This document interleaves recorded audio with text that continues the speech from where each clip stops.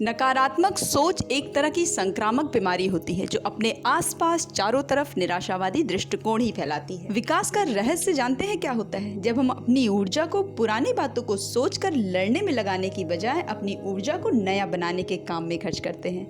परिस्थितियाँ कभी भी समस्या नहीं बनती, वो समस्या तब बनती है जब हमें उनसे निपटना नहीं आता। नमस्कार दोस्तों, आपका बहुत बहुत स्वागत है मेरे चैनल तिशा पर। अगर आप भी कुछ अच्छा सुनने के शौकीन हैं तो निश्चित ही आप बहुत ही अच्छा सुनने जा रहे हैं। ये कहानी है एक ऐसे राजा की जो दिव्यांग था। उस राजा की एक आंख नहीं थी और एक पैर नहीं था, पर राजा को कभी भी इस बात का अफसोस नहीं था।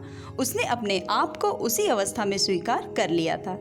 एक दिन राजा अपने महल की दीवारों पर टंगे अपने पूर्वजों की खूबसूरत पेंटिंग्स को देख रहा था और राजा को इस बात का बहुत ही गर्व हो रहा था कि वो कितने महान और कितने शूरवीरों के परिवार से है। पर पेंटिंग्स देखते देखते राजा की नज़र उस खाली जगह पे आकर टिक गई जहां उसकी पेंटिंग्स लगनी थी।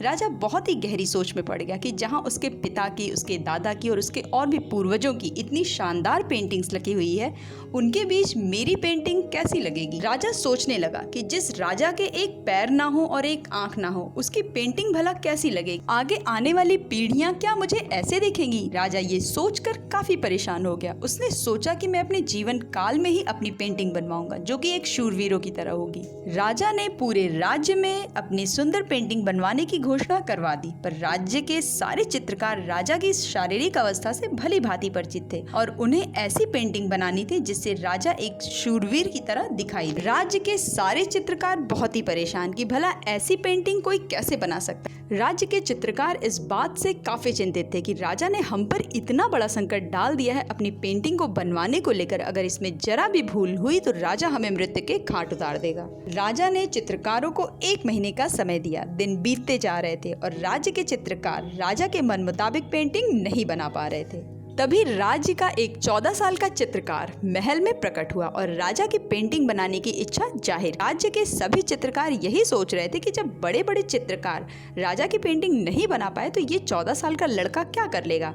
पर अगले ही दिन वो छोटा चित्रकार राजा की पेंटिंग लेकर महल में उपस्थित हुआ और राजा को पेंटिंग दिखाई। राजा ने जब वो पेंटिंग सबको दिखाई तो तालियों की गड़गड़ाहट से पूरा महल गूंज उठा। उस 14 साल के चित्रकार ने राजा को घोड़े पर बैठा हुआ ऐसा दिखाया कि जिससे राजा का एक ही पैर दिखाई दे और साथ में राजा के हाथ में एक तीर कमान देकर पेंटिंग में ऐसा दिखाया कि राजा मानो शिकार कर रहा हो। किसी भी चीज पर निशाना लगाते समय एक आंख बंद रहती और राजा की वही आंख बंद थी जो राजा के नहीं थी। इस तरह उसने राजा को उस पेंटिंग में एक शूरवीर राजा की तरह दिखा दिया। उसने उस पेंटिंग में दिखा दिया कि राजा एक अच्छा घुड़सवार था और एक अच्छा निशानेबाज था। अपनी सूझबूझ से इस तरह इस छोटे से चित्रकार ने राज्य के सभी चित्रकारों को मृत्यु दंड से बचा लिया। कहानी हमें यही सिखाती है कि सकारात्मक रवैया रखने वाले लोग किस तरह से समस्याओं को सुलझाते हैं और जिसको भी विश्वास होता है कि वो ये काम कर लेगा, उसे हमेशा उस काम को करने का तरीका सूझ ही जाता है। तो लगातार हो रही असफलताओं से निराश बिल्कुल भी मत होइए। कभी कभी गुच्छे की आखिरी चाबी भी ताला खोल देती है, तो सदा सकारात्मक रहें। ये बात हमेशा याद रखें कि मुश्किल परिस्थितियों से लड़ने का एक ही हथियार सकारात्मक विचार। कहानी आपको कैसी लगी कमेंट करके अपने एक्सपीरियंस जरूर शेयर करें। चैनल पे नए हो तो सब्सक्राइब करें। मेरे चैनल से जुड़ने के लिए और अच्छी अच्छी कहानियां सुनने के लिए, बेहतरीन कंटेंट देखने के लिए चैनल को सब्सक्राइब करना